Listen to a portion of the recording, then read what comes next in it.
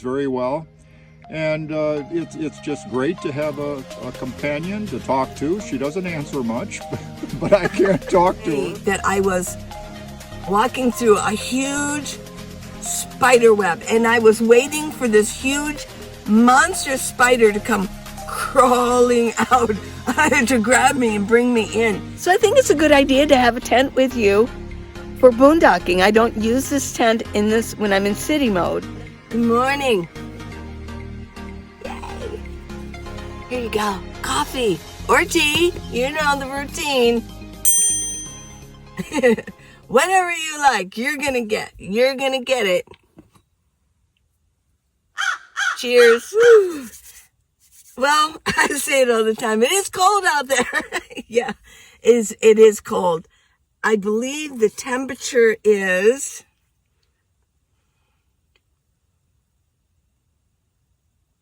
you know how cell service goes out here. Well, at 39 degrees. It's 39 degrees. I've got my heater going, yeah. It's early. What time is it? It's 7 o'clock, but I've been up since 5 trying to get things going. It's March 1st, yay. If you're from the future, you're watching this whenever, but this video was made March 1st, 2021. Yeah.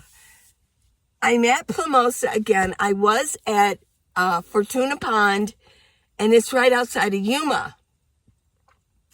Well, we all left yesterday it was a spur of the moment thing, and we was like, let's get out of Dodge here. Let's get out. It was so dirty in Fortuna Pond. They had cleaned out a lot of the brush and the, those tall things that grow in water, cattails, things like that. And they cleaned it out, and they cleaned the trees out. Well, some of the trees had prickers on it this long. I mean, they were going through our shoes all the way through. We were stepping on them, and it was going, even thick soles, they were going through the shoes and poking our feet. It was filthy. If you watched my last video, you'll see where I'm walking through all the trees back in. I mean, I literally felt like, in a way, that I was walking through a huge spider web, and I was waiting for this huge monster spider to come crawling out to grab me and bring me in. There were all these crevices going in. I'll bet there were brown recluses in there. I'll bet there were tarantulas in there. Yeah, it was kind of scary. I didn't want to go in. I wanted to explore and go in, but yeah, I didn't. So anyways, the wind was fierce yesterday all over Arizona, and we thought that we were going to be protected by the trees that were in back of us, but the wind was coming towards the trees, and it was blowing sand and dust, and oh my goodness, it was just blowing everything. So yesterday was pretty much an inside day. When I did come crawling out, Max came back, and we both said, let's get out of here. And Jack was in town all day, so we left a message, Jack, we're going back. I don't know what you're going to do, but we're going back. And we did, within 20 minutes or less, we had everything in the van ready to go. Yeah, everything. So most of us nomads out here, we move pretty quickly. We can move on a dime. And I probably could have went faster, but I did have I had found trees to put my slack line up, and I had my hammock up, which was cool. So those actually took just a little more. Otherwise, I could have been ready to go in 5-10 minutes and have everything packed up, in a really good fashion. Not just thrown in, but actually packed up in bags and things. So, yeah, so we got back here and almost kissed the ground. It's so beautiful here, as you can see. And you have seen in my videos, the desert has this cleanness about it. Fortuna Pond was not clean. It was very dirty. And they had these big piles of wood that they had cleaned the pond area and the trees around it, but they were in these big piles. I mean, if somebody wanted to be dastardly, I mean, they could have just thrown a match and bam, So I was a little uncomfortable there. The dirt road going in, it was so long and so dusty. It wasn't just a little dirt road. It was a there were 3 or 4 ways to get in, and each one was long and each one was dusty. And it just, not bad. Not like really bumpy, the rocks everywhere. I wouldn't have done that anyways. But there were these little, it was bump, bump, bump, bump, bump, bump. You know, I like my minivan. You know, I don't want to have to put wear and tear on my shocks and things. I'm not a backwoods kind of traveler, as you have figured out. Yeah. I just like to live my life here. I'm not this world adventurer, or I'm not much of a tourist per se. I just live my life out here, and I show how I live my life in my minivan and what I do here daily, what I do day by day, how I live my life here, because I don't have a house. I don't have a storage. I don't keep things at my children's house. What I have is what I have.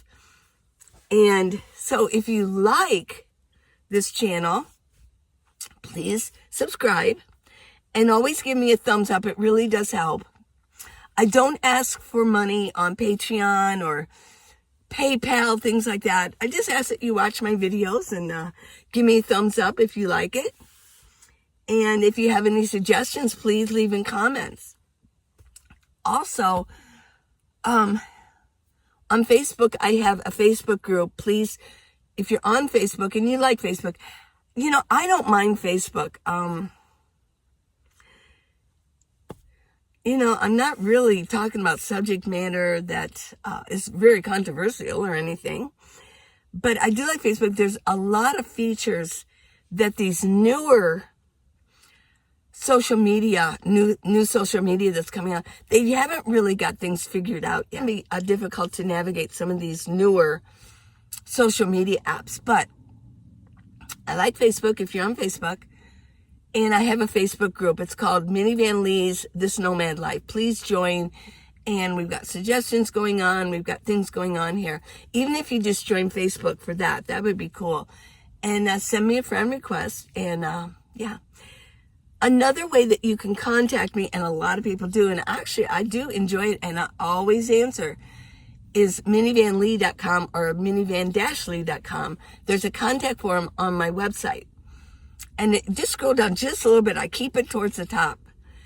And you can email me. It's a contact form. Just put in your email, and then there's a form, and just start typing in. It'll get to me, and I will answer you. So please do that. But it's important to subscribe. And if you watch my videos all the way through, that's really great. Now, if they're longer videos, you can come back. It will, if you're on you're watching on your account, you know, that you log in and you're watching it on that. Most people do that. It'll show you when you come back, it'll show you where you stopped, and then you can continue on with the second half if you want to do it half and half. Half and half. That's what I like in my coffee. Half and half. Yeah. So, okay. So contact me and give me suggestions on what you want to see. It's helpful to me. I want to know what you want to see. I want to show you in my channel, I want to show you what I do day by day, and how I live, how I have things set up, and how I live in my minivan. Now, I don't just advocate living full-time in your minivan like I do. I'm full-time. And I also advocate for like a camper van, camper minivan. What if you have a house but you just want to go on little trips? I'll show you how to do that too. I'll show you tips on, maybe for a month, take off. If you're retired, you can take off for a couple months. Or if you just have vacation time, you work and you have vacation time. I mean, how to set your minivan up for just going on a vacation. It'll save you money, and it's kind of fun to live inside of your vehicle. If you have, most minivans, you can either take out the seats and just put them in your garage, or you can fold them down and then put whatever you need on top of them. I chose to take out all my seats. I have my passenger seat out also. I took out my second row seats, and then I took out my third row seats. I did it all myself, except for the passenger seat. The bolts were so tight that I took it to my mechanic, and he had the air bolt, I don't know the names of them. I'm not a mechanic, but and then he took them out, the bolts. Whatever that name is, you can let me know. What's it called, So, yeah, and he took it out, and then he told me where to take it to. It was in Ohio. He told me to take it to this one company. I just gave it to him. I said, do you want this? I go, oh, yeah, because they'll sell it, So I took that out. I got it out of my possession. My man goes, get it out. Get her out. And then I can put my stuff in here. Hey, everyone, I've got Abby here, the Doodle dog. I'm starting to call her Doodle. Doodle, yeah. Ooh, she's cool. I've got Doodle's owner here, and we're going to discuss traveling with the dog. Doodle's dad is more of a snowbird, but he's been out here for a while. So, hey, Paul. Good morning. So, what's it like traveling with a dog, especially this size? Well, since I'm traveling alone, it's wonderful to have her company. For one thing, I mean, she's an excellent traveler. She loves to ride. She doesn't have to stop and go out every hour or anything like that. She behaves very well. And it's just great to have a companion to talk to. She doesn't answer much, but I can't talk to her. And I really enjoy her company. So what are requirements of travel? What are the proper requirements of traveling with an animal? Well, especially out here in the desert, I always keep her on a leash. Even if I take her for a walk, whatever, she's on a leash. I just don't want her to see something that would be dangerous for her, and she'd want to go up and stick her nose in and sniff, and I don't want her to get hurt. So I keep the leash, and as well as for people that are walking by, I want them to feel safe and so forth, because Doodle dogs do bark. They Okay. they are very noisy, and they like to bark, and that does make some people afraid. I don't want that to be a problem for them. I remember when I first met her, I was a little but yeah, it was. She seems to bark with people that she knows. It's like she's talking to us. Her tail's going like this, but she's barking. It's like she wants to let everybody, like she's talking, like, come on over here. Get closer, come on. Exactly, Yeah. exactly. It's her way of communicating. Yeah. And she doesn't realize that people can take that two different ways. But even when she kind of howls a little bit, she's happy. She's happy to see someone else, Yeah. somebody that she knows, and that's her way of showing her happiness. As far as her toys go, she doesn't. She's, as you can see, she's played with that quite a bit. Yeah. She loves that rope. She loves to play tug of war, and then there's the ball that she loves to throw back and forth and go fetch. And it's great for her to have something to do to keep her occupied. She really enjoys those, and I'm glad we have them along with us. I see you got her dishes here. Food and water. There you go. Yeah, I try to always keep those filled for her. She's not a dog that if you fill her dish with food, she doesn't run over and clean it all up. She'll eat when she's hungry, and she'll eat only as much as she feels she wants.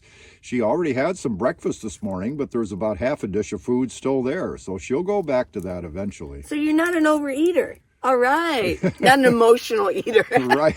I had a pug that you put food down. It was she wolfed it down and then waited for more. It didn't matter. That's why you see these fat pugs walking around. They love to eat. So it must be a breed thing. Maybe so. Yeah. Yeah. Doodles are not overeaters. Okay. At least not this Doodle. Good to know. Good to know. So what other equipment does she require? Anything else? Well, as far as her on the road, I have a good sized bed, a padded, very lush bed for her. Okay. And I put it on the passenger seat. I put the seat back way back. So she has a wonderful, comfortable place to ride. And that's where she sleeps at night. She always goes up there when she's finally ready for bed. And it's very comfortable for her and a great place for her to kind of feel safe and secure. So we didn't. You have what is your rig? It is a Ram ProMaster 2500 high top, which I love because I'm 6'1" and it's actually about 6'3", maybe 6'4" on the inside. Okay. So I can stand up, and that's also good for Abby. When we're traveling down the road, I haven't quite figured it out yet, but if I turn the heater on and it's blowing through the vents in the dash area, she'll jump down and go in the back of the van. I don't think she likes that hot air on her, blowing on her. Right. And it so, might get her eyes. It's like, yeah. So it's a good, I mean, she'll, as soon as I reach for that knob, she'll jump down, go in the back of the van, and she'll lay down back there and say, go ahead and do whatever you want. I'm comfortable back here. So it works out very well for her. We're talking about you. Yeah, you. Just like, yeah. Oh. Medically, any equipment that it might be wise for not just her, but for anybody that. Well, she does take a heartworm medication. Okay. And I keep those with us, of course. She gets one of those tablets a month. And other than that, she doesn't require anything. What she requires right now, after 2 months on the road, is a bath and a haircut and a nail trim, perhaps. Yeah. I'm sure these rocks here in the desert keep her nails trimmed somewhat. But anyway, sometime in the next week or two, we're going to take her to the doggy spa and let her get a treatment and get all cleaned up. I know, right where it's at, too. Yep. Well, what we found out, if you on the last video, right before this one, is we were in Fortuna Pond. Not all environments are good for animals, especially the Doodle dog. I saw dogs there, but they were mainly smaller ones. That was a mess, wasn't it? It was tough for Abby because one of her favorite things is to chew on little sticks and little branches. Yes. Well, the sticks and little branches at Fortuna Pond have those thorns on them. Some of them were that long. Oh, yeah. And literally. I never heard her whine or I was afraid one was going to get in her paw. Sure. You know, and that's kind of, then you have to like really get in there and kind of get it out. Well, we had some, we found some in our shoes, right? Yeah. So it's a wonder that she didn't get them in her paw. But it worked out. She didn't walk okay. around too much, though. I'm she sorry. didn't walk around too much. No, I did keep her on a short leash out there because it was a little more crowded than it is here in Quartzsite, north of town. And so I tried to keep her close, and she did pretty well with it.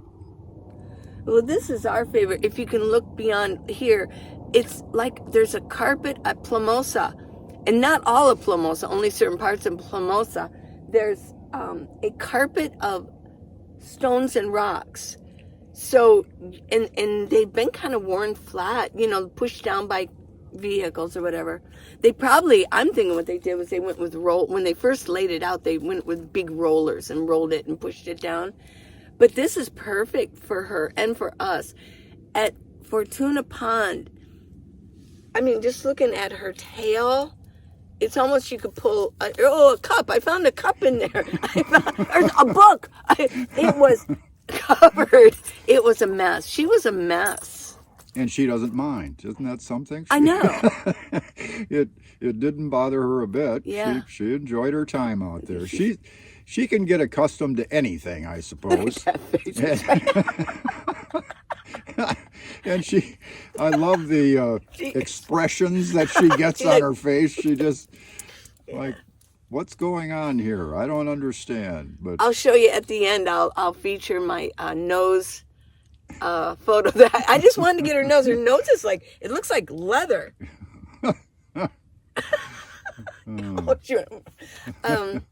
So as far as veterinarians, did you find? I did find a veterinarian in town, and haven't had the occasion to go there, thankfully. Yeah. But if something would happen, I know that we have a place right on Main Street or right off Main Street Right. that can take care of Are any they? problems. Do they? What if it's like an emergency in the middle of the night? Do they? Like she? That's- Oh, That's yeah. a good question. Yeah.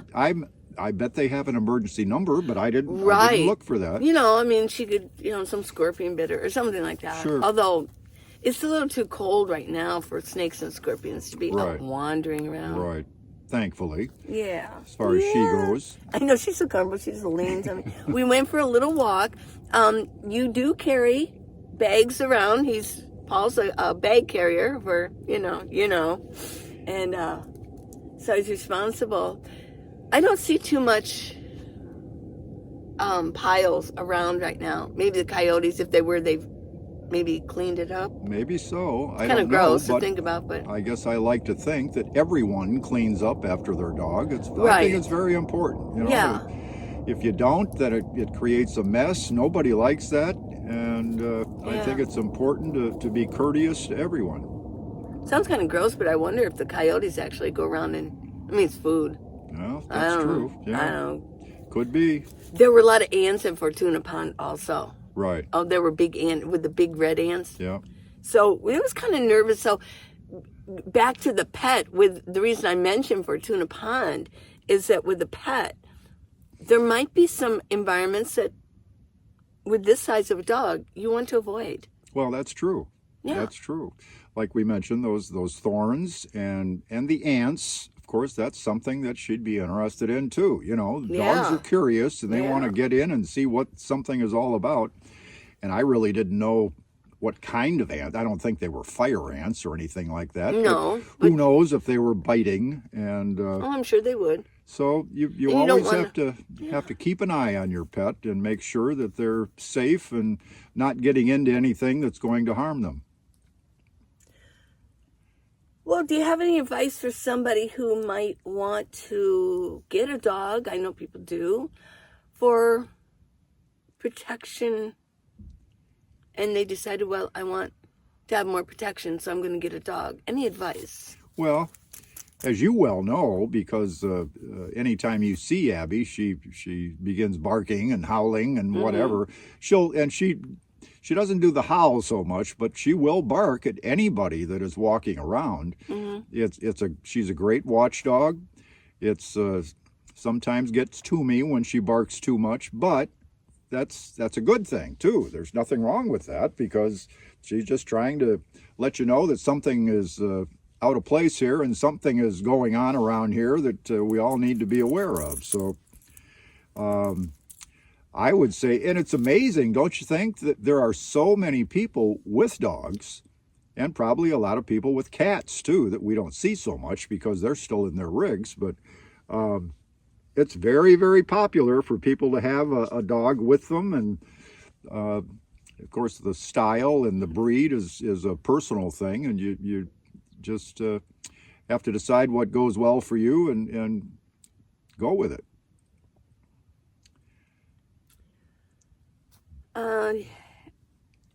On that subject,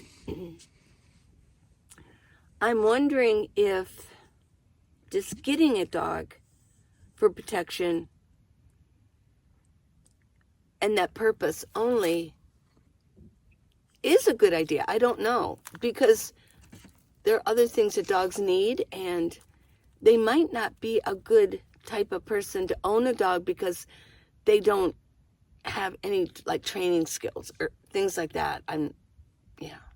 Well, we took Abby to 4 different trainers, I think, when she was a puppy. Okay. And I found that there's more training that is done for the owner than there is for the dog sure, sometimes. yeah. Right. There's a lot to learn. You have to be very knowledgeable and know what your dog needs, what your dog wants, what the dog is trying to tell you. And so it's not that it's a piece of cake. There's some work involved. I have to remember to take her for a walk 2-3 times a day and make sure that, thankfully, for some reason, Abby doesn't like to do her business right here around camp. She'll wait until we go for a walk. So I try to take her for walks quite often, and she loves that. So anyway,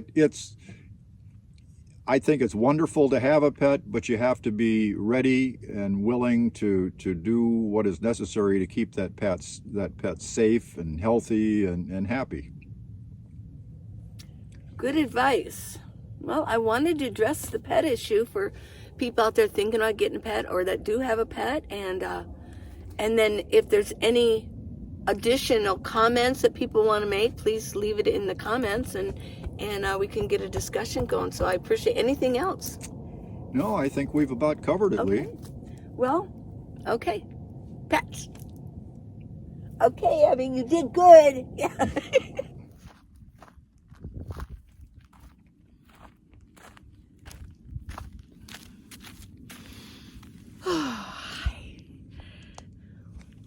Here's my tent. I left my tent here while we were all in Fortuna Pond. And you can see that video right before this one. I left my tarps down. I only took one of my tarps, but it was fine here. Nobody bothers it. But I wanted to make sure that this spot here was still reserved for me. Now, this tent is starting to fail me. It's a $24 tent from Walmart. It's a 3-person tent. I want to go up to the next one. You'll see in a video coming up, Max. He bought the 4-person tent, much nicer. And I'm ready for a new tent. The zipper is starting to fail a little bit. And I'll show you over here that I got a couple holes in it. When we had that fierce wind, I put big rocks on the inside near the corners, but on the back side, I put it way too close, and it kind of rubbed on it. Let me show you.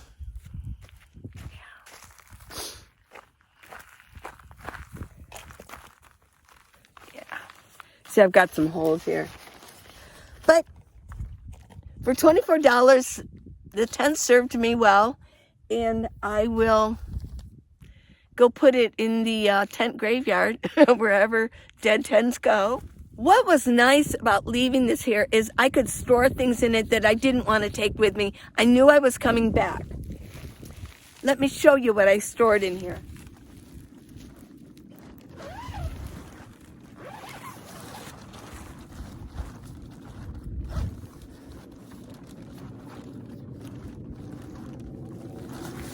Yeah, see, right here is where my zipper is starting to fail.